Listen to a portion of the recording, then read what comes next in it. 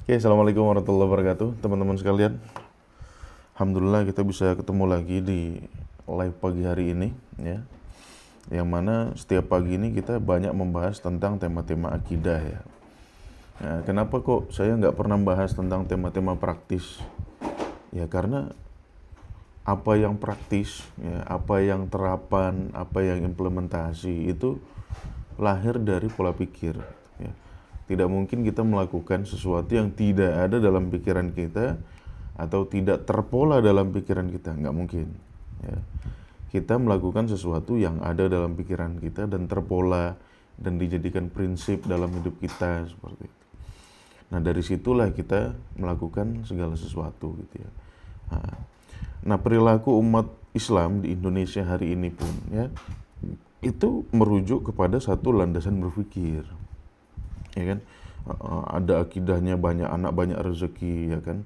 Di situ melahirkan orang-orang yang nggak kira-kira punya anak gitu kan.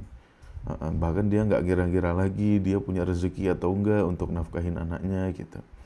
Nah jadi perilaku-perilaku yang dalam tanda kutip ya inappropriate gitu ya. Bahkan orang-orang yang non muslim pun ngelihatnya kok gini ya gitu. Nah itu dilahirkan oleh pola pikir gitu kan. Nah tentunya perilaku yang kacau balau ditentukan oleh pola pikir yang kacau balau. Jadi saya lebih cenderung suka memperbaiki pola pikir daripada perilaku gitu ya. Nah, nanti dengan sendirinya kalau pola pikirnya baik, perilakunya akan membaik gitu ya. Nah, insya Allah gitu. Insya Allah. Ya karena kita melakukan apa yang kita tahu gitu. Nggak mungkin kita melakukan apa yang kita tidak tahu. Gitu. Seperti itu. Nah pagi ini kita akan bahas tema cobaan hidup ya, tanda cinta dari Allah. Ya. Ini akidah ini ustadz dari ustadz kampung sampai ustadz nasional ngajarkan ini. Bahwasannya ketika kita dicintai Allah, apa tandanya? Kita diuji sama Allah. Nah, kita dikasih cobaan. Ya, bahkan yang lebih ekstrim lagi apa? Dikasih azab. Bayangin aja loh. Ya. Tanda orang dicintai oleh Allah adalah diberi azab. Ya. Nah ini teman-teman saya nggak usah verifikasi ya, silakan searching sendiri di TikTok, di Instagram gitu ya. Ceramah ustadz-ustadz dari kampung sampai nasional, gitu. Itu ngajarkan hal ini, ngajarkan di atas, ya kan. Nah di situ kan kita bertanya-tanya, loh emangnya iya ya gitu. Kita makin dicintai oleh Allah, hidupnya makin belangsak gitu ya, makin banyak cobaannya gitu, seperti itu. Ya, emang benar seperti itu. Apa sih landasannya gitu? Landasannya itu nggak ada yang merujuk ke Al-Quran, pasti langsung merujuknya ke hadis, ya kan? Hadisnya yang terkenal itu apa ya semalamnya? Innallah idza ahabba abdan ibtalahu. Wah, hadis pamungkas gitu ya. Langsung merujuk apa kata orang. Padahal dia ngomong itu atas nama Tuhan gitu. Ya kan? Atas nama Tuhan dia ngomong bahwasannya oh ini kan Tuhan nih yang ngasih nih, ya kan. Cobaan hidup tanda cinta dari Allah. Nah, ini kan Allah nih. Ya kan pelakunya nih Allah. Tetapi ketika berargumen, dia ngerujuknya apa kata orang gitu. Ya. Ya, jadi apa ya? Jaka sembung bawa golok gitu kan. Ya kan jadinya kayak gitu. Lah, kau kan ngomong atas nama Tuhan. Kenapa kau nggak kasih argumen dari apa kata Tuhan? Yang sudah jelas apa kata Tuhan, yaitu dari Al-Quran. Nggak mau dia ngasih argumen kata orang, kata ini, ya kan? Seakan-akan orang itu kalau ngomong sudah pasti benar, ya. Lah ini memang kadang-kadang kalau udah beda mazhab, beda frekuensi itu udah nggak bisa nyambung kita, gitu. Ada beberapa umat Islam, bukan beberapa sih, ya 90% umat Islam menganggap ya beberapa orang itu bahkan dianggap benar, ya kan. Ada orang yang selain Nabi ya apa-apa kalau ngomong dianggap benar, ya. Jadi yang maha benar bukan cuma Allah bagi umat Islam, ya. Syekh itu, syekh ini, imam itu, imam ini tuh dijadikan maha benar juga sama umat Islam gitu ya. Seperti itu. Nah termasuk argumentasi yang memperkuat statement dia. Jadi saya tuh kalau mikir lagi ya, umat Islam tuh cuma nyusun agama sendiri dia tuh. ya kan? Dia tuh nggak tunduk sama Al-Quran sebetulnya, nyusun agama sendiri. Terus untuk menjustifikasi agama dia tuh yang dia susun sendiri tuh, dia pakai Al-Quran, dia pakai apa kata orang gitu. Itu sih yang saya lihat dari umat Islam tuh, ya kan? Bikin sendiri dia agamanya gitu. Bikin sendiri Tuhannya, dia nggak mau tunduk sama Al-Quran, nguarang aja ya. Yang aneh lagi itu apa, kadang-kadang ada orang ya, kreator, kayaknya pun dari cara bicaranya pun ilmunya kayaknya nggak dalam-dalam amat gitu ya. Tapi berani ngomong gitu, ya kan, berani ngomong Allah tuh begini, Allah tuh begitu gitu. Ya kan, setelah saya telusuri kayaknya orang ini copy paste aja sih dari gurunya gitu kan. Copy paste aja dia dari gurunya gitu. Apakah dia belajar benar? Enggak, dia kayaknya nggak pernah buka teks Quran, dia cuma copy paste. Gurunya ngomong A, ya kan, dia ngomong A. Dan itu kadang-kadang tanpa filter gitu. Jadi kalau bahasa Gontor dulu, yuk to buros akal buros gitu. Itu bahasa anak Gontor tuh. Dikasihnya A, ditelen A, disampaikan A gitu. Ya kan? Ya kalau dalam konteks wahyu bagus-bagus aja sih. Tapi kalau apa yang disampaikan manusia tuh yang Buya pikir lagi gitu kan. Seperti itu. Oke. Nah, pagi hari ini kita akan mencoba membahas ya, memverifikasi benar nggak cobaan hidup tuh tanda cinta dari Allah. Nah, sebelum mulai kajian saya disclaimer dulu. Yang pertama, dari tadi saya mengkritik akidah umat Islam tuh, akidah umat Islam ya, bukan akidah Islam. Nah, kalau saya pegang teguh sama akidah Islam pasti benar. Akidah umat Islam ini yang kadang-kadang kacau balau ya. Jadi tolong di-highlight ya teman-teman. Yang saya kritik itu akidahnya umat Islam ya. Oh, umat Islam memang kacau. Lah umat Islam itu loh yang nyembah keris masih banyak gitu kan. Yang nyembah ulama masih banyak. Jangan yang nyembah ulama, nyembah nabi pun masih banyak gitu. Ya kan, seperti itu. Kok muka aku geseng banget ya?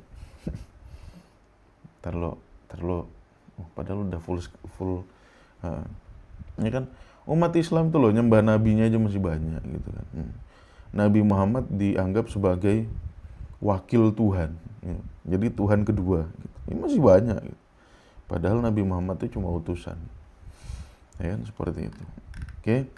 Nah, kita ingin memverifikasi ulang gitu akidah umat Islam ini, yang saya rasa makin banyak yang kacau balau gitu ya. Kondisi negara kita hari ini juga ya salah satunya disebabkan oleh perilaku umat Islam gitu. Ya kan? Oh, pemerintah kita kacau balau, pemerintah kita banyak umat Islam. Banyak kan? Jadi udahlah, akui saja bahwasanya apa yang kita yakini sekarang itu masih banyak kacau balaunya.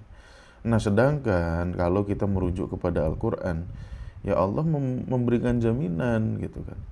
Afala yatadabbaruna Al-Quran ya, walau kana min indi ghairillah lawajadu fihi ikhtilafan katsira. Apakah mereka tidak mentadabburi Al-Quran? Kalaulah Al-Quran ini datang dari selain Allah, maka kalian akan menemukan banyak pertentangan, banyak akidah-akidah kacau balau seperti itu. Yang pasang ini yang di sini, cari kabel itunya lah, mana ya kabelnya? Ya kan, seperti itu. Nah, jadi selama kita masih meyakini sesuatu yang kacau balau, yang bertentangan satu dengan yang lainnya, dan itu ada di dalam tubuh akidah umat Islam, ya artinya selama itu pula ya kita belum tunduk sama Al-Quran. Saya berkali-kali bilang sama teman-teman ya, saya tahu umat Islam tuh merujuk kepada Al-Quran, merujuk ya, merujuk, menjadikan Al-Quran sebagai sumber akidahnya, sumber ajaran hidupnya. Tetapi satu hal yang perlu teman-teman ketahui ya, umat Islam ketahui, bahwasanya merujuk itu ya tidak disertai dengan tunduk, ya kan? Tidak disertai dengan tunduk. Atau ini nih, nggak ada ya? Pakai itu kamu bisa nggak? Ya, kita pakai ini ke laptop. Ya, laptop belum dicas juga. Ya kan? Kita cuma ngerujuk aja. Nah, padahal perintah Allah di surat Al-Hajj 54 itu jelas. وَلِيَعْلَمَ الَّذِينَ أُوتُوا الْعِلْمَ annahul haq min rabbika fayu'minu bihi fatukhbita lahu qulubuhum. Al-Quran itu hak dari Tuhanmu, ya, kau beriman kepadanya. Kamu nggak mau ngecas? Ya, fayu'minu bihi, dan kalian beriman kepadanya, percaya kepada Al-Quran. Fatukhbita lahu qulubuhum, kalbu kalian tunduk sama Al-Quran. Nah ini yang nggak mau. Nah teman-teman ketahuilah, ya, dalam orang membuat interpretasi dari Al-Quran, dalam orang itu membuat cerita-cerita, narasi-narasi tentang Nabi, itu banyak sekali terjadi kesalahan, ya kan? Banyak sekali terjadi kesalahan. Loh, dari mana kita tahu salah atau benar? Ya dari Al-Quran. Jadi apapun hasil produktivitas otak kita, ya, baik dalam hal apapun, termasuk dalam menginterpretasi Al-Quran, ya, itu tidak boleh bertentangan dengan Al-Quran itu sendiri, ya, termasuk tema yang akan kita bahas nih. Ya, benar nggak sih cobaan hidup, ya, ujian hidup, bahkan azab, ya. Wah, di daerah saya di Bekasi kota, lo bayangin, diajarin bahwasanya kalau kita dicintai oleh Allah, ya, kita akan diazab. Jadi azab itu satu bentuk cinta dari Allah, mati kita gitu kan, ya kan? Nah ini kita ya memang terbiasa sih gitu, umat Islam tuh urusan agama tuh ya nggak mikir gitu. Kalau urusan kerjaan, wow, ini nggak bisa, ini soalnya kan gini, logikanya jalan, rasionalitasnya hidup. Kalau masalah kerjaan, ada yang jadi insinyur, ada yang jadi pilot, itu logikanya jalan banget. Enggak, ini tuh begini, ini nggak bisa, nanti begini. Ada yang jadi polisi, ada yang jadi arsitek, ada yang jadi ini. Logikanya hidup semua. Nah, begitu ngomongin Al-Quran, mati semua logikanya. Ya. Rasionalisnya mati. Ya. Iran tuh keren gitu. Bisa head to head sama Israel, keren banget Iran tuh. Ya kan? Bisa ngeluncurin rudal Fatah ya dalam 6-7 menit, ya, bisa sampai dari Iran ke Israel gitu. Itu keren banget gitu. Pinter sekali, logikanya hidup gitu. Tapi kalau udah ngomongin agama, Imam Mahdi, udah nggak jelas gitu, ya kan? Imam Mahdi lah, sholat harus pakai batu lah, itu loh, entah kenapa ya umat Islam tuh kalau udah ngomongin agama tuh logikanya mati, rasionalitasnya mati. Padahal turunnya Al-Quran, la'allakum ta'qilun, biar kau mikir coy, gitu kan. Malah nggak mikir. Oke, sebelum memasuki kajian, saya disclaimer dulu. Pertama, saya harus menjelaskan bahwasannya saya umat Muslim, ya, saya lancar bahasa Arab, bahkan bukan hanya dalam pengetahuan, ya, ngomong pun lancar. Jadi lumayan menguasai bahasa Arab. Saya belajar bahasa Arab 20 tahun lebih, ya, bahasa Arab terapan, bahasa Arab teoritis gitu. Nah, kalau teman-teman ada yang mau menyaksikan kajian bahasa Arab, silakan follow akun Tadabbur Institute, ya. Setiap Senin sampai Rabu saya ngajar bahasa Arab di akun Tadabbur Institute, ya. Setiap ba'da Isya. Jadi yang belum follow akun Tadabbur Institute ya follow dulu. Ya, linknya ada di bio saya gitu. Tadabbur Institute. Nah, saya ngajar bahasa Arab juga, cuman nggak di akun ini gitu, ya. Di akun Tadabbur Institute. Oke. Jadi saya itu backgroundnya Muslim, saya bukan orang Kristen, bukan orang Yahudi, bukan non Muslim yang ingin menghancurkan akidah umat Islam. Saya banyak sekali dituduh kayak gitu. Enggak, saya Muslim, dari lahir Muslim. Ya tiap hari pegang Quran, tiap hari ya meneliti Al-Quran. Nulis buku, udah 5 buku saya tulis tuh untuk kajian Qurani seperti. Ya, jadi saya umat Islam. Saya S2, pendidikan terakhir S2 di Pakistan. International Islamic University, ya, Universitas Islam juga gitu ya. Jadi jangan tuduh saya macam-macam lah. Oke. Yang kedua, nah kalau teman-teman melihat VT saya atau live saya mengadakan kajian-kajian yang tidak sesuai dengan akidah mainstream, itu dalam rangka berpikir ulang. Ya kan, bukan dalam rangka cari sensasi, cari followers, ya kan. Enggak.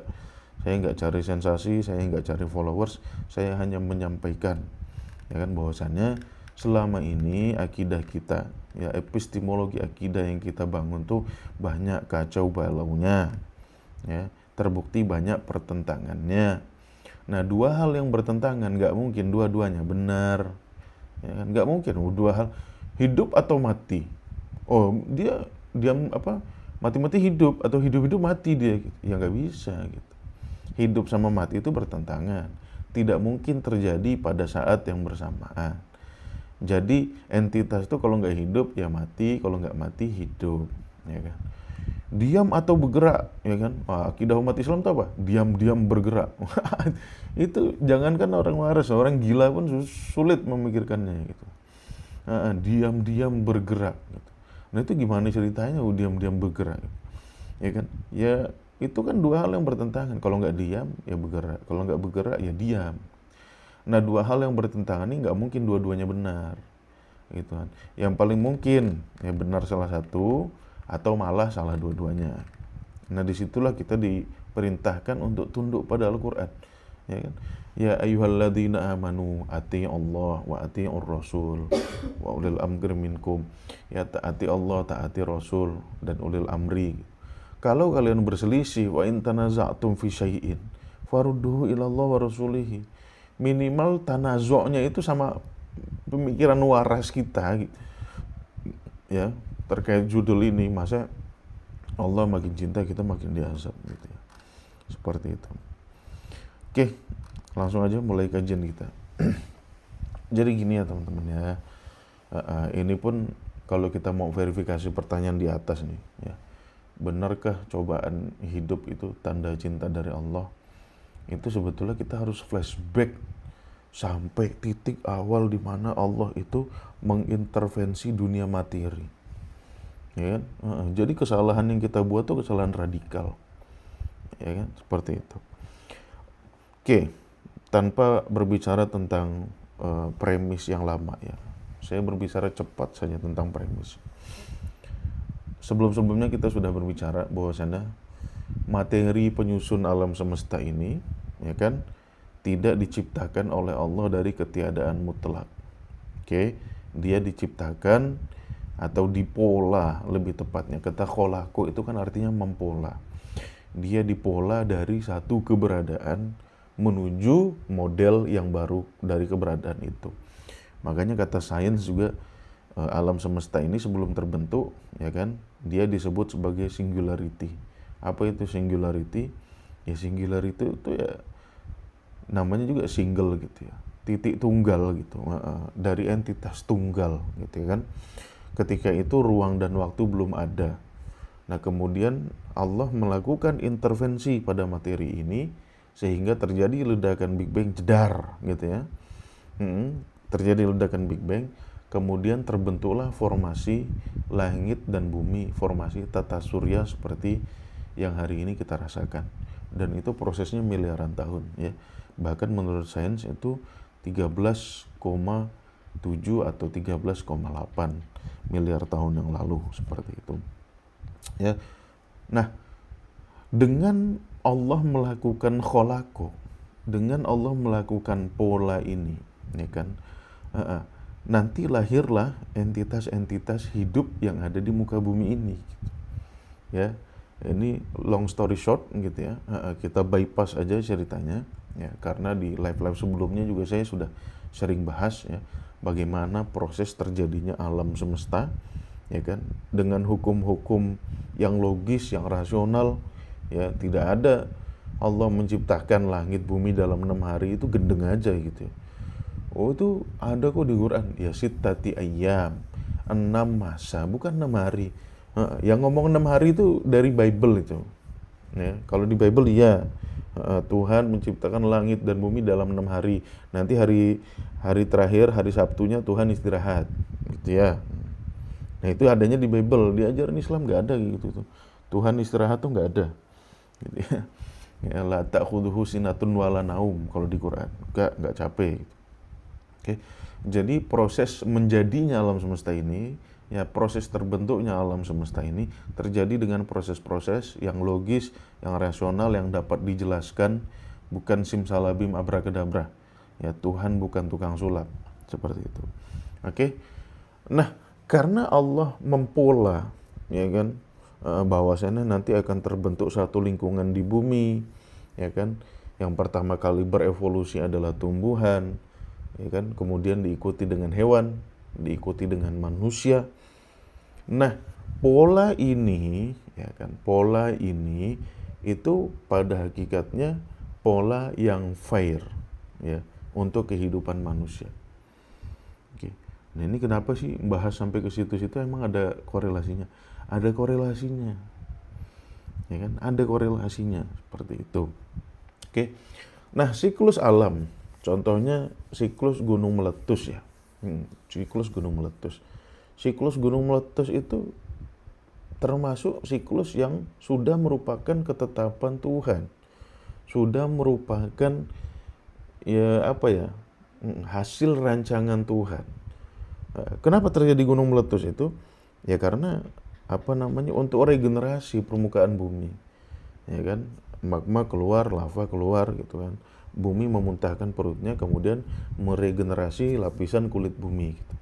Nah, di mana kita tahu itu ya? Tanya ilmu geologi lah. Gitu ya. Jangan tanya saya lebih detailnya, cari di ilmu geologi. Oke. Nah, untuk peremajaan kulit luar bumi itu gitu kan. Sehingga terjadilah gunung meletus.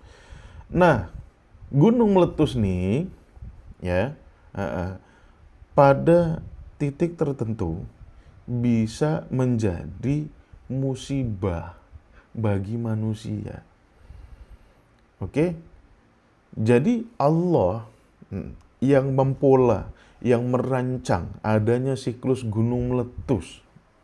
Oke, mempunyai hubungan korelasi ya dengan jadinya gunung meletus ini sebagai musibah bagi manusia.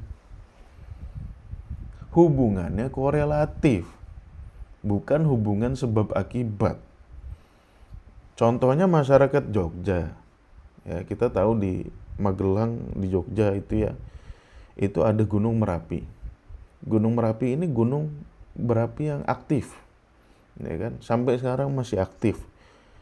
Nah, Gunung Merapi ini mempunyai siklus di mana dia nanti pasti akan meletus.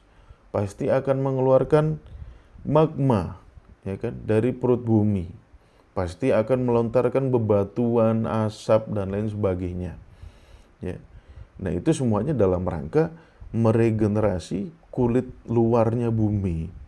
Ya kan? Dan meregenerasi isi perut bumi biar dia keluar. Oke? Nah, masyarakat Jogja ya, dengan adanya Gunung Merapi ini, ya kan? Dia ketika gunung api meletus, ya Gunung Merapi ini meletus, itu menjadi musibah bagi masyarakat Jogja. Makanya kalau Gunung Merapi meletus, ya minimal masyarakat Jogja tuh ngerasakan debunya. Ya. Debu ini pada dasarnya ya menjadi sesuatu yang sulit bagi manusia, menjadi cobaan, menjadi musibah. Sehingga menyebabkan beberapa orang terkena ispa, gitu kan. Sehingga menyebabkan beberapa orang tidak bisa kerja malah, karena jarak pandang terlalu dekat. Sehingga sekolah-sekolah meliburkan, kantor-kantor meliburkan aktivitasnya. Nah, ini akibat dari gunung berapi yang meletus, ya kan? Disebabkan oleh siklusnya. Ya, rancangannya memang sudah begitu. Tapi bagi orang Pontianak seperti saya, bagi teman-teman yang di Papua, bagi teman-teman yang di Sumatera, meletusnya Gunung Merapi bukan sebuah musibah. Why? Because you are not the right man in the right place. Gitu ya. Karena teman-teman dan saya ya, yang berada di Sumatera, berada di Papua, itu tidak berada di kawasan dekat Gunung Merapi. Oke? Ya. Ini kita ngomong dalam konteks musibah alam dulu. Ya, cobaan hidup yang berbentuk musibah alam.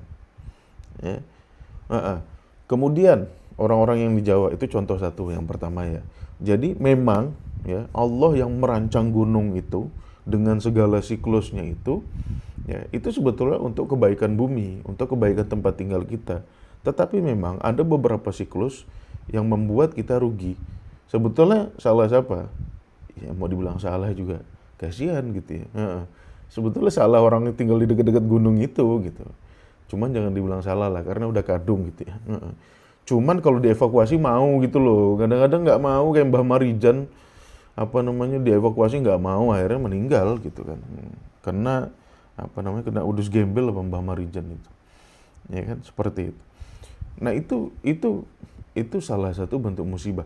Jadi memang ya Allah merancang gunung ini mempunyai hubungan korelasi dengan musibah yang menimpa rakyat Jogja dan Magelang ketika gunung ini erupsi.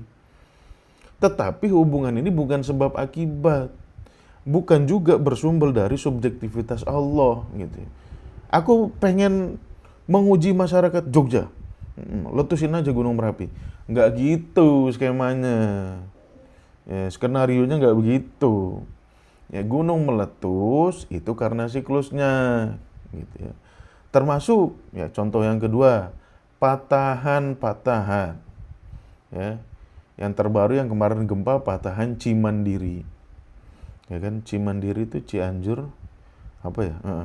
Yang penting patahan Cimandiri adanya di Jawa. Ya. Patahan Cimandiri ini itu memang sudah siklusnya bumi. Ya, siklusnya kerak bumi bergeser. Itu sudah pasti. Ya, begitulah siklusnya gitu. Allah sudah merancang. Ya. Ya semuanya itu dalam rangka regenerasi bumi gitu ya, biar bumi itu terus meremajakan dirinya. Nah, orang-orang yang tinggal di dekat atau yang bertepatan dengan line ya garis patahan ini ya, dengan sendirinya pasti akan merasakan gempa bumi ketika patahan-patahan ini bergeser. Ya kan? Lagi-lagi coba teman-teman pahami dengan logika gitu ya. Lagi-lagi hal ini ya kan, ini merupakan siklus alam. Ya kan, siklus alam memang dirancang oleh Allah. Tetapi orang-orang yang bertempat tinggal ya, wrong man in the wrong place, orang yang salah dalam tempat yang salah, ya kan, itu bakal terkena itu. Ya kan, bakalan terkena gempa bumi hasil dari pergeseran patahan-patahan ini. Ya kan? Nah, patahan-patahan ini ya pada akhirnya nanti akan membuat masyarakat Cianjur susah. Kenapa? Karena udah susah-susah bangun rumah kena gempa, runtuh rumahnya gitu. Udah susah-susah bangun bangun kantor, bangun kafe, kena gempa, runtuh kafenya, runtuh kantornya. Ya. Yang nggak runtuh masjid, itu Allahu Akbar, Allah Maha Besar. Aduh teman-teman. Wah, di Aceh itu terjadi gempa bumi, terjadi tsunami, semua rata kecuali Masjid Baitur Rahman. Iyalah, wah masjid-masjid itu loh tiangnya tuh dipeluk sama 3 orang aja nggak bisa, tiangnya segede gaban. Saya pun di Pontianak nih, ya saya yakin kalau Pontianak tsunami itu, ya masih berdiri kokoh itu Masjid Mujahidin. Ya. Kenapa? Bukan keajaiban. Emang tiangnya aja segede apa tahu nggak teman-teman tuh? Tiangnya Masjid Mujahidin tuh. Dipeluk sama 3 orang aja nggak nyampe gitu. Ya kan? Memang bangunan masjid-masjid raya tuh dibuat kuat. Ya. Nah, kalau cuma masjid raya yang utuh, musola-musola sama masjid-masjid kecil hancur, apakah keajaiban Tuhan? Ya enggak, itu tuh hukum-hukum rahmani aja. Seperti itu. Satu-satunya masjid yang dilindungi Allah yang cuma ada Ka'bahnya aja gitu. Ya. Nah, itu 2 hal ya, yang menunjukkan bahwasannya siklus alam ini kadang-kadang memberikan advantage bagi manusia, tetapi bagi manusia yang bertempat tinggal di salah tempat ya, yang bertepatan dengan di mana siklus itu terjadi, itu bisa menyebabkan musibah. Oke, itu satu ya. Konteks musibah alam gitu ya. Nah, yang kedua, konteks musibah antar entitas otonom. Oke. Manusia, hewan, tumbuhan, ini entitas-entitas otonom. Apa maksudnya entitas otonom? Entitas otonom itu entitas yang memiliki kehendak pribadi. Ya, dia bisa milih bagaimana dia menjalani hidupnya. Ya, sama seperti teman-teman, sama seperti saya, sama seperti non-muslim, sama seperti kafir, sama seperti musyrik, sama seperti Fir'aun, sama seperti Korun. Mereka itu, ya, kita semua ini, ya, kecoa, ya, cencorang, ya, kucing, ya, itu hewan-hewan, tumbuhan, semua entitas hidup itu memiliki otonomi. Oke, masing-masing kita memiliki kehendak. Ini pahami dulu. Kalau enggak kacau balau. Oke. Nah, memiliki kehendak masing-masing. Terkadang kehendak kita itu berbeda antar satu dengan yang lainnya. Bukan kadang-kadang, ya pasti gitu. Nggak mungkin seluruh manusia di bumi ini kehendaknya satu. Ya kan? Nggak mungkin, pasti memiliki kehendak yang berbeda-beda. Memiliki selera yang berbeda-beda. Ya saya kalau sarapan makan buah. Kalau teman-teman ada yang prefer makan nasi kuning. Ya kan? Orang Malaysia, Abang Haidir misalkan, prefer makan roti canai. Ya. Orang mana lagi? Orang Jakarta, ya, prefer makan nasi uduk. Kalau enggak makan lopis, gitu. Orang Pontianak nyari nasi kuning. Nah ini semua hasil dari otonomi manusia. Kenapa? Karena kita punya preferensi sendiri. Ya, kita bisa memilih jalan kita sendiri. Kita bisa memilih bagaimana kita berpikir, bertindak, dan menilai segala sesuatu. Oke, itu jangan lupa.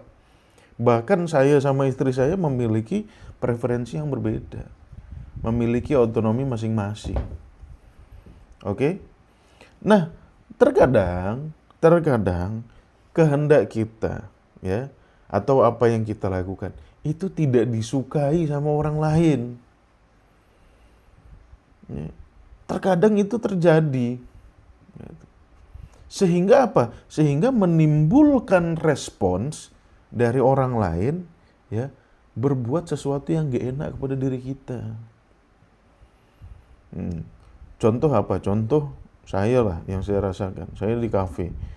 Saya kan sering nulis di kafe, ya kan. Sekarang lagi ngumpulin bahan website di kafe, lagi ngerevisi bahan website di kafe. Ya.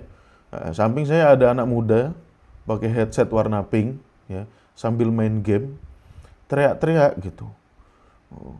Teriak-teriak. Waduh, kalah gua. Sialan lo gitu kan. Goblok gitu kan. Anak muda main game gitu. Nah itu kan saya kesel ya, maksudnya, loh bro, ini ruang publik, bukan ruang private. Ya kan? Nah di situ saya memperingatkan dia gitu. Nah dia diperingatkan pasti kesel itu. Ya kan? Nah disinilah terjadi gesekan antar entitas otonom. Itu gesekan ringan. Ya. Gesekan pada level tertentu ya terjadi kayak di Israel sama Palestina itu. Itu gesekan yang udah membesar gitu.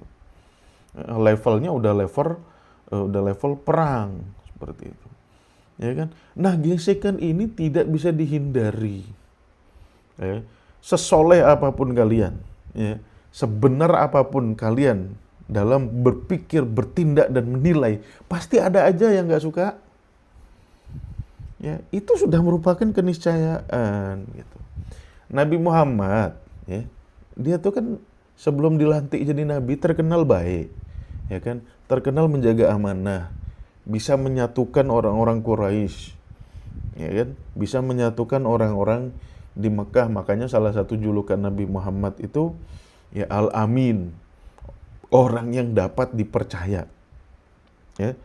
Tetapi apa respons orang ketika Nabi Muhammad, ya, ketika Muhammad dilantik jadi nabi, kemudian berdakwah, nyalahin Tuhannya Quraisy yang ada di sekitar Ka'bah itu, ya, berhala-berhala itu. Gimana respon mereka? Ya, malah jadi sadis ke Rasulullah. Ya, itu respon. Kenapa mereka merespon sadis seperti itu? Karena mereka punya otonomi. Ya, mereka bisa memilih untuk membenci Nabi atau menyukai Nabi.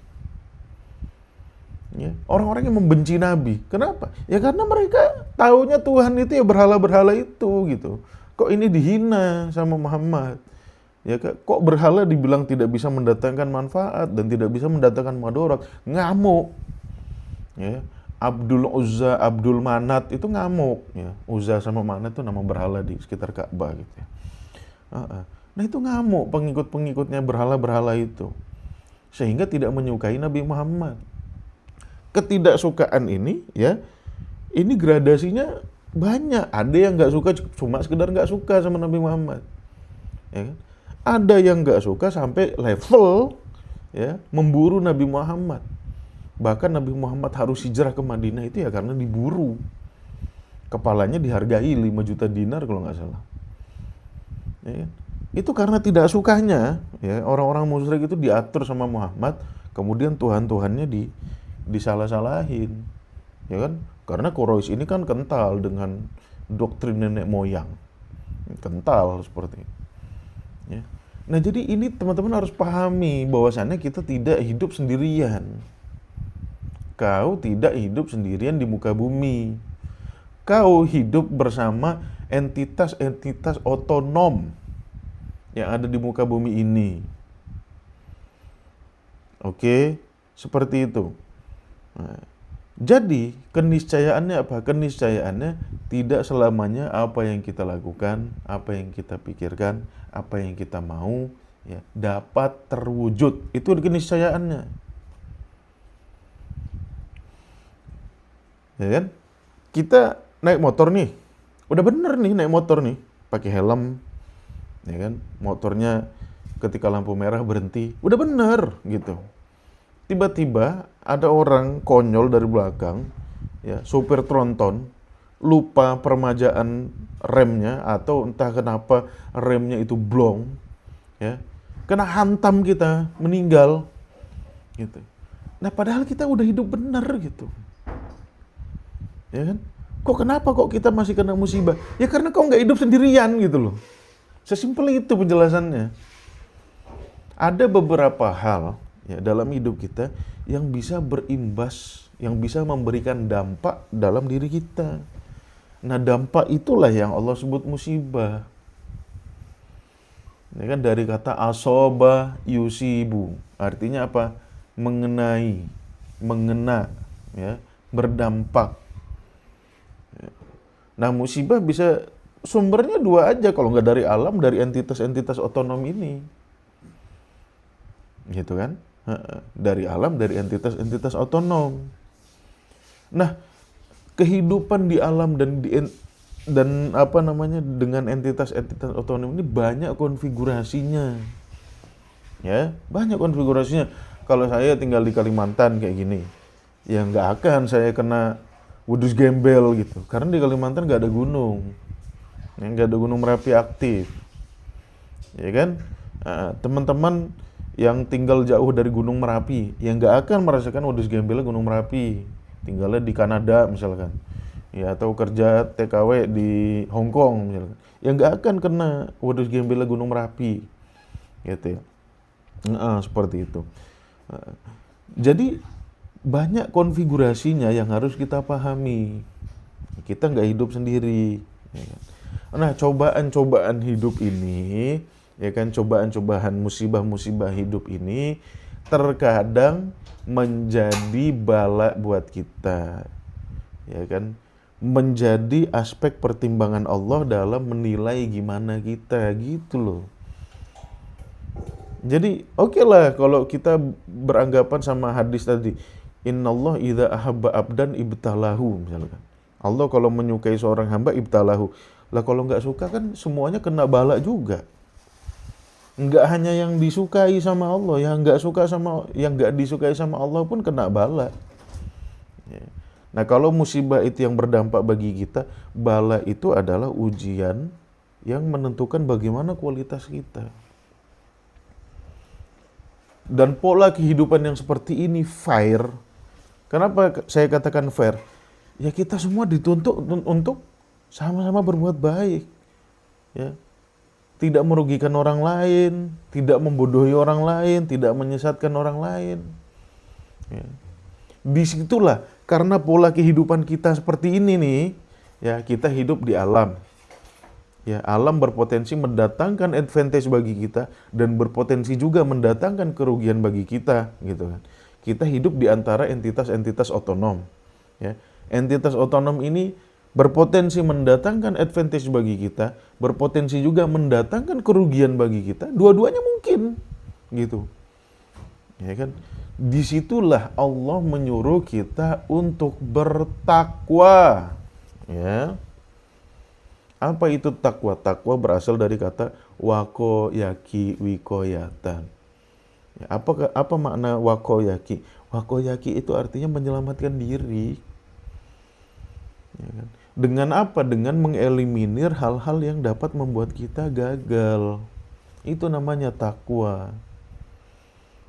Ibarat kata, sederhananya dari kata itu ya, dari kata takwa itu. Takwa itu tidak melakukan sesuatu yang merugikan diri kita sendiri, merugikan alam, dan merugikan orang lain. Itu takwa. Ya, jadi tindakan-tindakan preventif dalam hidup kita yang mengelakkan diri kita dari mara bahaya. Itu namanya takwa. Nah, kalau teman-teman mau bertakwa, gitu kan, ya kan, teman-teman mau terhindar dari body gembel. Ya, nggak mau terkena Gunung Merapi, ya tinggallah di Kalimantan sini sama saya, gitu kan. Nah, ya carilah caranya gimana mau tinggal di Kalimantan, gitu kan. Cari kerja di sini jadi kasir Alfamart atau Indomart, gitu kan. Nah, iya, nah, di sini teman-teman nggak akan kena kudus gembel, nggak ada Gunung Merapi, gitu. Ya kan? Kalau teman-teman nggak mau terkena patahan Cimandiri, ya tinggal di sini ya di Kalimantan. Memang Kalimantan ini nyaman buat hidup.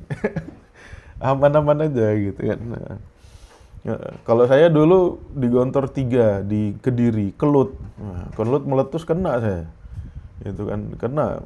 Tapi untungnya pas di Gontor 3 dulu tuh pas kita lagi bangun masjid dan ketepatan yang jatuh di Gontor 3 itu pasir gitu. Pasir yang bisa dibuat bangunan gitu. Ya kan? Nah, kalau teman-teman hidupnya di di Kelut, di Kediri, ya di Jogja, itu pasti kena dampak dari Gunung Merapinya. Ya, kalau mau bertakwa ya silakan pindah Kalimantan. Saya nggak ngatakan yang tinggal di Jogja sama Kediri salah ya. Udah kadung ya udahlah. Artinya ya bisa tinggal di situ. Tapi ketika gunung itu meletus, mbok dievakuasi mau gitu. Itu dalam konteks bertakwa itu. Ya, dalam rangka bertakwa kita dievakuasi itu untuk menyelamatkan diri kita, keluarga kita, hewan ternak kita. Ya, kalau kita punya hewan ternak, itu dari perilaku alam, dari perilaku manusia, ya kita disuruh untuk bertakwa terhadap hewan misalkan. Ya, kita habis goreng ikan, ya, kemudian letakkanlah ikan itu di mana tidak bisa dijamah oleh kucing. Ya, makanya orang-orang itu ya habis goreng ikan misalkan taruh di meja makan, ya ditutup sama tudung saji. Biar nggak dimakan kucing, biar nggak ditelein sama laler gitu. Ya itu dalam rangka bertakwa agar kita tidak merugikan diri sendiri ataupun dirugikan oleh orang lain. Ya, seperti itu. Itulah pola kehidupan ini. Ya. Jadi alam bisa memberikan advantage, sekaligus bisa memberikan kerugian bagi kita. Advantage-nya sih sudah jelas gitu kan. Entitas antar entitas otonom ini sama juga bisa memberikan advantage bagi kita dan juga bisa mendatangkan kerugian bagi kita. Koruptor contohnya, itu kan merugikan kita itu. Biadab koruptor itu. Ya, merugikan rakyat. Ya kan? Seperti itu. Orang-orang yang maling duit rakyat, itu kan merugikan kita. Ya. Dan itu sampai sekarang ya kita nggak bisa terhindar dari itu karena mereka itu korupsinya dalam sistem gitu. Mau nggak mau sistemnya itu yang harus diganti atau ganti aja orangnya gitu. Seperti itu. Nah, inilah apa yang terjadi dalam kehidupan kita. Dan inilah sebetulnya apa yang dijelaskan dalam Al-Qur'an. Ya. Lantas ya, untuk menjawab pertanyaan di atas, betulkah cobaan hidup tanda cinta dari Allah gitu? Lah emang kalau nggak cinta nggak dapat cobaan hidup.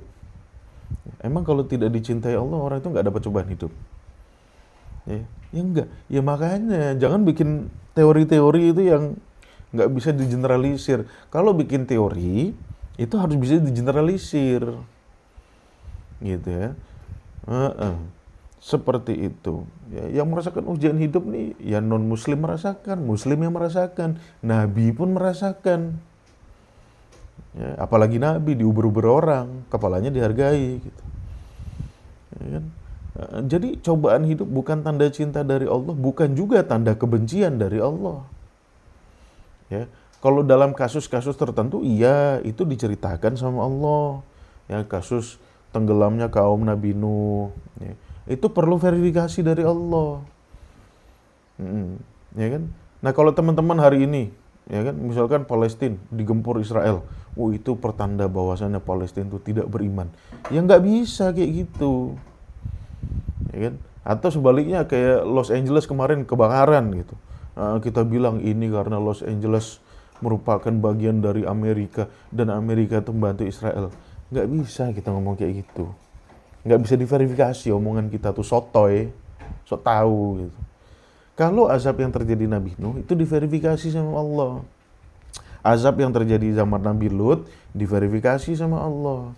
Azab yang terjadi pada zaman Nabi Musa diverifikasi sama Allah. Yang tidak terverifikasi, jangan sok tahu, pura-pura jadi utusan Tuhan. Sok tahu bener gitu. Ini azab. Dikit-dikit tsunami, ini azab dari Allah. Ya. Lah itu siklus alam. Kau berada pada waktu dan tempat yang salah, gitu aja. Ya kan? Ini ada ayatnya illa fi kitabin min qabli an nabraha. Ya kitabnya itu kitab alam, bukan kitab Allah sudah nentukan tanggal sekian, jam sekian, ya. Masyarakat Aceh 2004 akan kena tsunami yang meninggal sekian-sekian. Bukan gitu, Bro. Ya, segala sesuatu tuh ditulisnya setelah kejadian. Inna nahnu nuhyil mauta wa naktubu ma qaddamu wa atharohum. Yang kami tulis itu setelah terjadinya, baru kami tulis, kami rekam. Bukan sebelum terjadinya. Ya, jadi banyak sekali kebetulan di dunia ini. Banyak sekali kebetulan-kebetulan di dunia ini. Ya, kalau umat Islam ada yang ngomong tidak ada yang kebetulan, itu bullshit. Ya. Banyak sekali kebetulan di dunia ini. Seperti itu. Dan itu sama sekali tidak menunjukkan kita itu dicintai atau tidak sama Allah. Ya kan? Nah, tetapi kalau teman-teman bertakwa tadi, ya kan? Nah orang bertakwa kan pasti dicintai Allah, gitu kan? Nah itu hidupnya akan tenang teman-teman. Ya, jadi bullshit nih, cobaan hidup tanda cinta Allah bullshit. Ya. Kalau kita bertakwa, hidup kita akan tenang. Oh Nabi enggak. Iya Nabi enggak tuh di Mekah. Pindah ke Madinah tenang dia. Nah pindahnya Nabi dari Mekah ke Madinah itu dalam rangka bertakwa. Ya kan, mengeliminir hal-hal yang menyebabkan dia nanti celaka. Ya kan. Nah kalau Nabi tetap stay di Mekah, itu blow on Nabi gitu. Ya. Celaka dia nanti. Keselamatannya terancam. Bahkan bukan hanya dia, umat muslim pun terancam. Ya kan? Nabi kan pasti dicintai sama Allah gitu. Kemudian dia bertakwa, disuruh hijrah sama Allah, hijrahlah kau ke Madinah. Ketika di Madinah santuy hidupnya, masyarakat bisa diaturnya. Bahkan 10 tahun di Madinah itu dampaknya lebih hebat daripada 13 tahunnya Nabi di Mekah. Gitu. Nah jadi bullshit bual ini. Ya. Cobaan hidup tanda cinta dari Allah enggak ada urusannya. Ya, bahkan dalam konteks bertakwa, ya kalau Allah cinta sama orang-orang yang bertakwa, orang-orang bertakwa itu hidupnya enak. Seperti itu. Ya, nggak punya kerja, ya kerjalah. Nganggur nggak dapat duit, hidup nggak enak. Kerja biar dapat duit, hidup enak. Bisa makan besok, ya kan? Mau sehat, ya udah jaga pola hidup sehat. Jangan terlalu banyak konsumsi kalori gitu. Semakin banyak kalori yang kita konsumsi, semakin nggak sehat kita. Contohnya saya ini, habis ini tobat lah saya. ya itu, ya seperti itulah gitu cara kita bertakwa. Jadi cobaan hidup tuh nggak sama sekali mencerminkan tanda cintanya dari Allah, enggak. Ya, karena kita hidup nih di atas entitas otonom. Ya itulah polanya entitas otonom itu. Ya itulah pesan dari Allah bahwasanya Allah ingin mengazab kita. Kapan janjiannya dia sama Allah gitu. Ya kan? Fir'aun ini merupakan cobaan dari Allah untuk Bani Israel. Emang Allah janjian sama Fir'aun? Kau nanti siksa Bani Israel ya. Ini wahyu dariku gitu. Orang-orang yang sering ngomong musibah itu dari subjektivitas Allah tuh, ya. Kau ini nanti kita janjian nih. Kau nanti siksa tuh Bani Israel tuh. Aku pengen nyiksa mereka soalnya gitu. Ya kan? Nanti kau buat aja hidupnya nggak enak tuh. Kau bunuhin anak lelakinya. Terus kamu permalukan itu anak-anak perempuannya itu. Yang gendeng apa Tuhan kayak gitu? Ya, enggak lah. Kalau Tuhan cinta sama hambanya, ya hambanya tuh hidup enak. Ya kan? Siapa yang dicintai Allah? Ya jelas-jelas orang yang tunduk kepada prinsip-prinsip petunjuk yang Allah turunkan. Itu udah jelas. Ya kan? Nah, kita kadang-kadang diganggu sama orang-orang yang tidak mengikuti petunjuk ini. Ya, sama seperti surat Al-Furqan, misalkan surat Al-Furqan ayat berapa tuh? Ayat 2. Ya. Apakah manusia akan mengira bahwasannya ya, mereka akan ditinggalkan begitu saja, ya, sedangkan mereka berkata Tuhanku Allah, ya, kami telah beriman. Ya enggak gitu. Kita beriman ada yang enggak suka, kita enggak beriman pun ada yang enggak suka. Ya, itu tergantung di mana kita bertempat tinggal gitu. Ya, kalau teman-teman ada yang hidup di negara mayoritas non-muslim, ya udah jadi minoritas loh, kalah terus suaranya gitu. Ya sama seperti suaranya umat Kristen di Indonesia, kalah terus. Bikin gereja nggak boleh, ya kan? Mau retreat di rumah sendiri, di kawasan sendiri, bukan di gereja, digerebek gitu. Itu nasibnya begitu. Jadi baik jadi muslim ataupun non-muslim, ya tetap ada yang nggak suka. Ya kan? Seperti itu. Ingat nggak kejadian 2017 di New Zealand? Ya, ketika sholat Jumat tiba-tiba ada satu orang bawa senapan dibredel semua. Ya kan? Jadi muslim ya kadang-kadang kita kena musibah kayak orang Palestina gitu kan. Tapi jadi non-muslim ya kadang-kadang kayak orang Kristen yang di Jawa Barat kemarin gitu. Ya jadi hidup dia begitu itu. Ya itu sebetulnya udah digambarkan sama Allah itu. Musibah itu ada yang dari alam, ya karena memang siklusnya begitu, ada yang dari manusia. Kenapa? Karena manusia punya otonomi sendiri. Dia berpotensi mengganggu kehidupan kita. Ya. Nah, kita jangan sampai berpendapat bahwasanya kalau kita ini banyak masalah, kita tidak dicintai Allah. Apalagi banyak masalah dibilang dicintai Allah, lebih gendeng lagi. Ya kan? Kenapa? Karena di surat Al-Fajr Allah bilang, ya kan? Idza akramahu wa na'ama fayaqulu rabbi akraman. Ya. Ammal insan idza ma ibtalahu rabbuhu fa akramahu wa na'amahu fayaqulu rabbi akraman. Ya. Sedangkan manusia, ya kan, kalau apabila Tuhan yang mengujinya, ya lalu dia dimuliakannya dan diberi kesenangannya, ma'ibtahla itu artinya tidak menguji kan? Ya yang sebelum terjemahan sesat. Mafa'altu kan artinya aku tidak melakukan, ya kan? Ma'ibtalahu artinya kan tidak mengujinya. Ini diartikan menguji cuma. Adapun manusia apabila Tuhannya mengujinya gitu. Nah, adapun manusia kalau Tuhannya tidak mengujinya, kemudian dimuliakan, diberikan kesenangan, dan dia berasumsi, Tuhanku memuliakanku. Ya enggak lah. Adapun bila Tuhannya mengujinya, ya lalu membatasi rezekinya, maka dia berkata Tuhanku menghinaku. Ya enggak gitu. Enggak ada urusannya. Kau hidup di dunia ini, mau beriman enggak beriman, ya tetap dapat ujian. Ya, dan itu bukan tanda cinta Allah atau enggak cintanya Allah, enggak. Tetapi bagaimana kita merespons ujian itulah nanti kita akan dapat cintanya Allah atau enggak gitu. Ya, kita kena gempa bumi, gimana kita ngeresponsnya? Kita ngeresponsnya pakai ilmu pengetahuan atau nyalahkan Tuhan?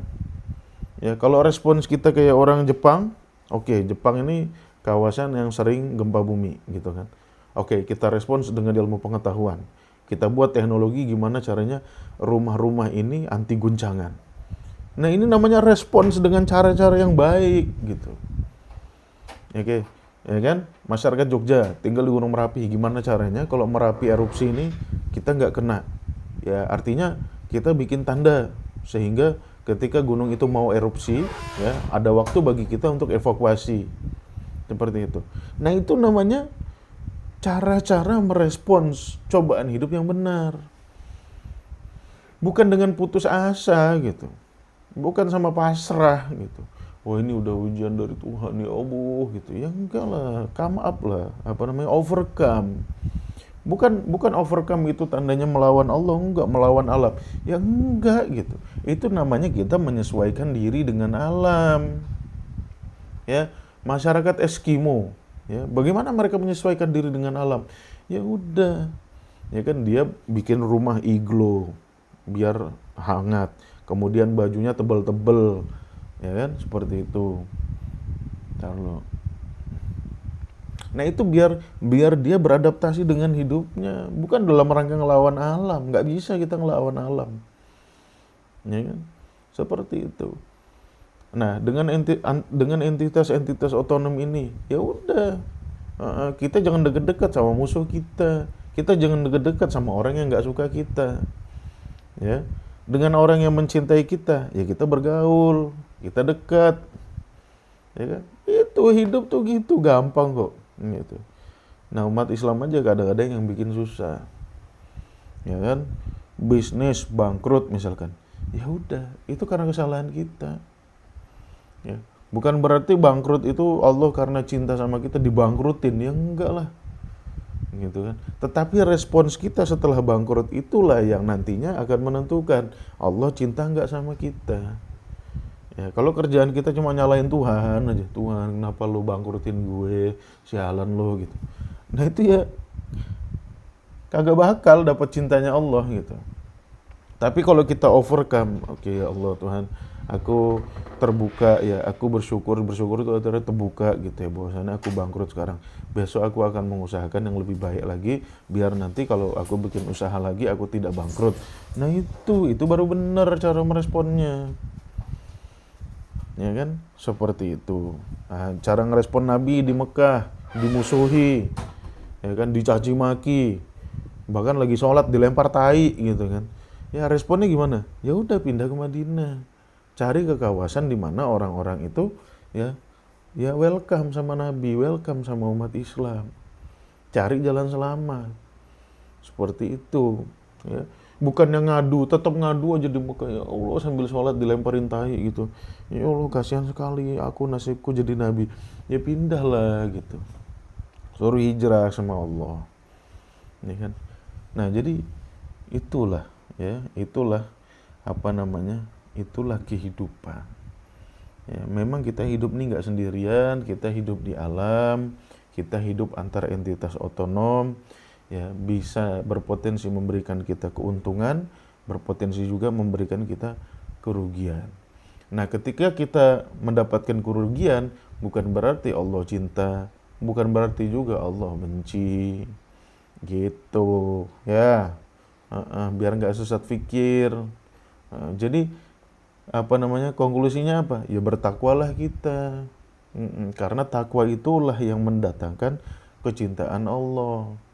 Respons dari kita dalam kehidupan ini, ya bagaimana kita merespon setiap ya tindakan yang berdampak kepada kita, itulah yang mendatangkan kecintaan Allah atau enggak. Kalau kita meresponsnya dengan takwa, ya itu akan mendatangkan kecintaan Allah. Kalau itu meresponsnya dengan tidak takwa, ya itu akan mendatangkan kemurkaan Allah, seperti itu. Ya. Oke.